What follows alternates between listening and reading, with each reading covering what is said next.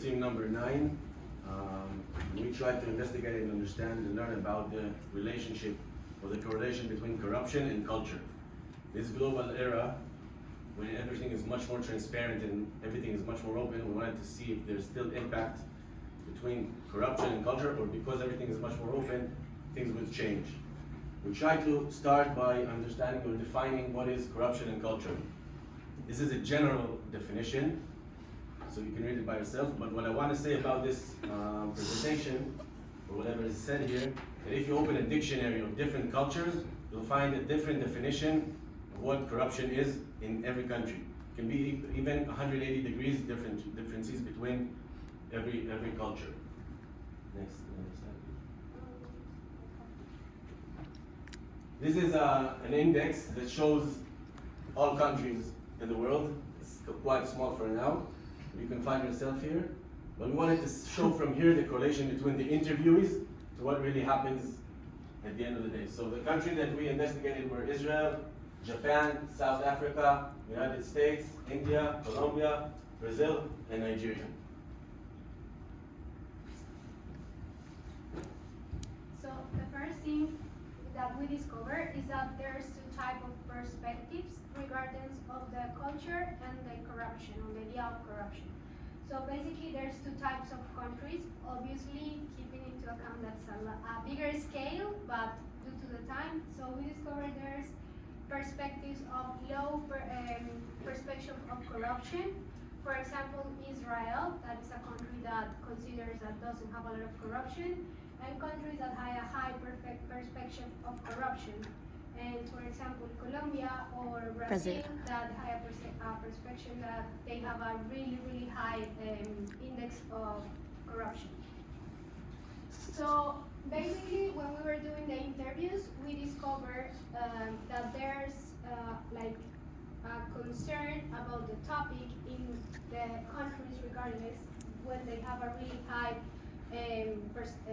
perspective of corruption.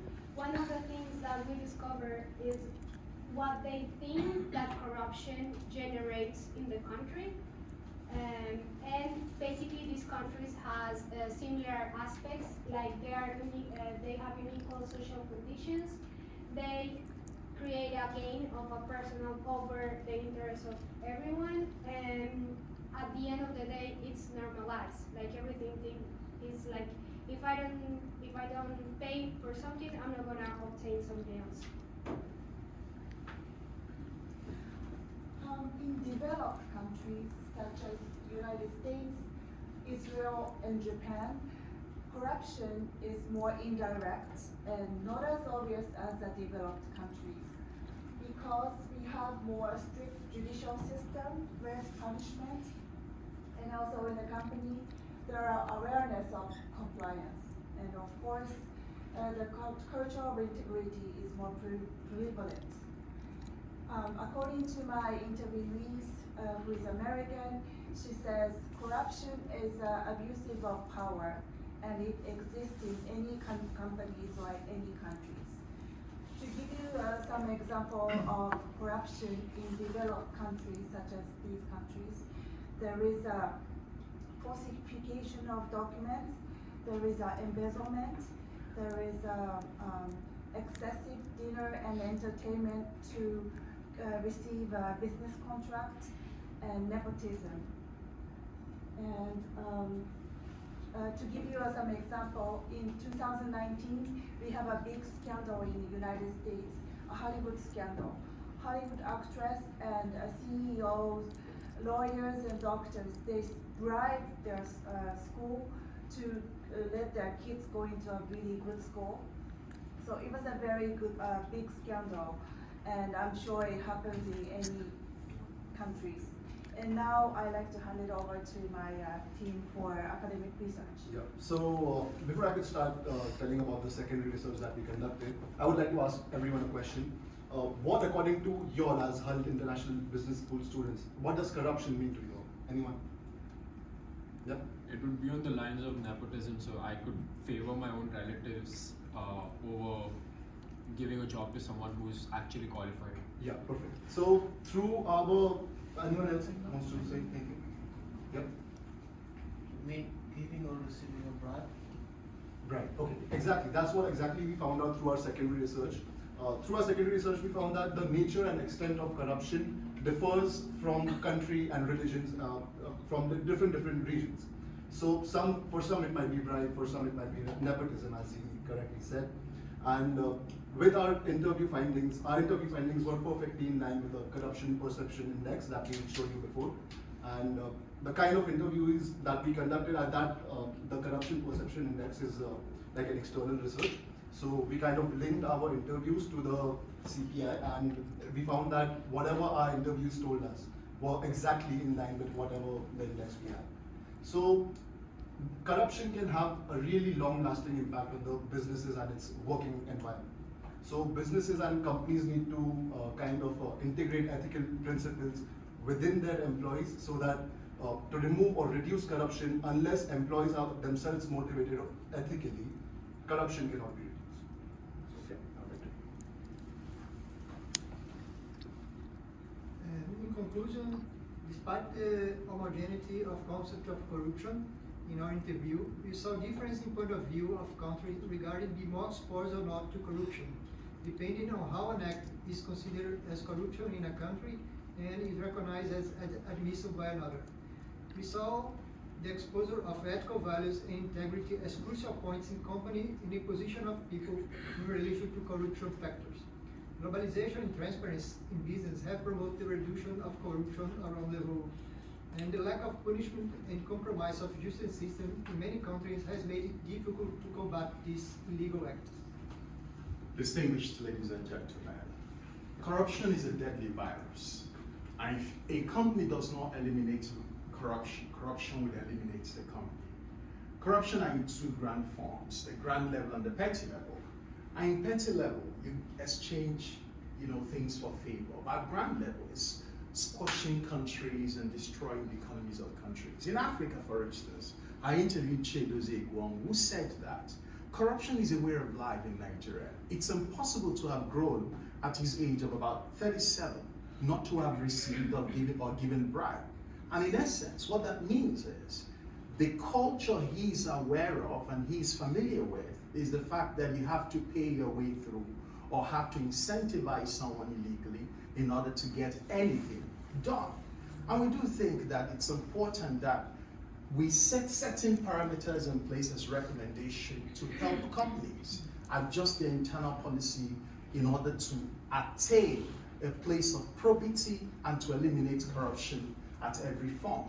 More importantly, even for the macroeconomic benefits of countries.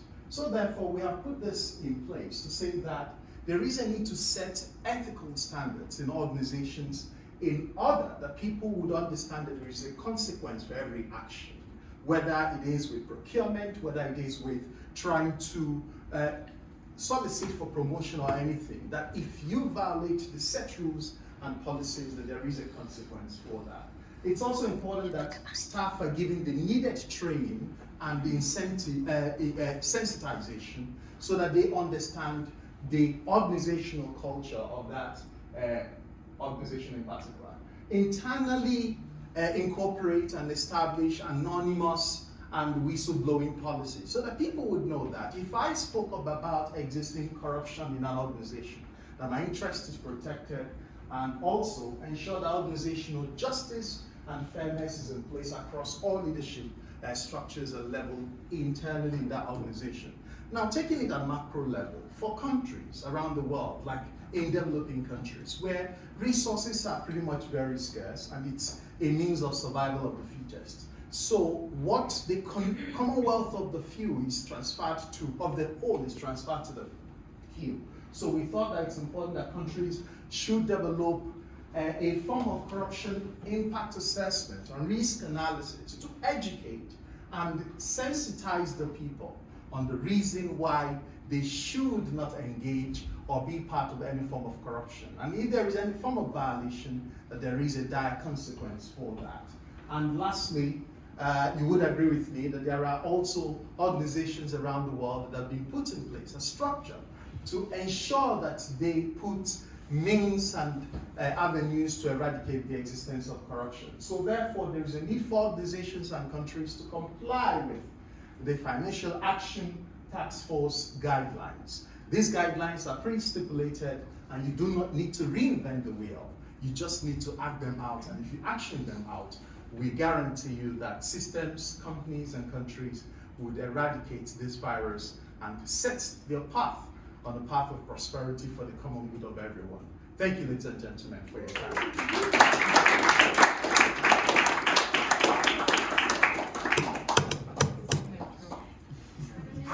Any questions? I have a question. That wasn't part of the How much? No. No, my question is during your interviews, did any of the companies you the people that work in the company have any system to avoid this, like specific procedures to avoid this kind of thing? Actually, one of the interviews I did that was from Colombia, there's a specific law that is called SAGRI-LAB in Colombia that obliges the companies to have a system to help them prevent corruption and money laundering. So they have specific like rules to follow, and these rules are made according to the fact that it's an international organization that they create 12 recommendations to how to prevent corruption and money laundering, and almost all the countries, obviously not all, but all the countries are subscribed to this worldwide organization. Rahul. You guys mentioned, going for tenders also to get the business also falls under corruption, right? We what? We didn't- Going out for tenders to get the business also falls under corruption. I didn't quite get that. No. Yeah. Going out for dinners? Yeah. Oh, okay. I think you're Okay. talking about it. Going for tenders also falls under corruption to get the business. Yes. Do you have secondary research on that? I don't know. I really don't get that. It's not a secondary research, but I have spoken with a few of my Japanese cohort, and I know it from my experience. And it's not a good practice, but sometimes it's like a very indirect. So it's like it's not a black and white. It's more like a gray, and it's like I invite you for dinner. Could you please help me? It's something similar. The question is, Business. do we see it as something corruptive, or your question is, how do we know these things? Is it really kind of, if like say That's kind of the work that we found out, that there are countries that define corruptiveness in different manners. Yeah. Maybe the regulations in Israel are really good, we have regulations and everything, but at the end of the day, there are things that we do that we don't call corruptiveness, and in other countries we do. Such as, I can bring a friend because I really believe in him, I'll bring him in my company. For me, it's fine. But at the end of the day, if you look at it on an ethics way, it's not that right.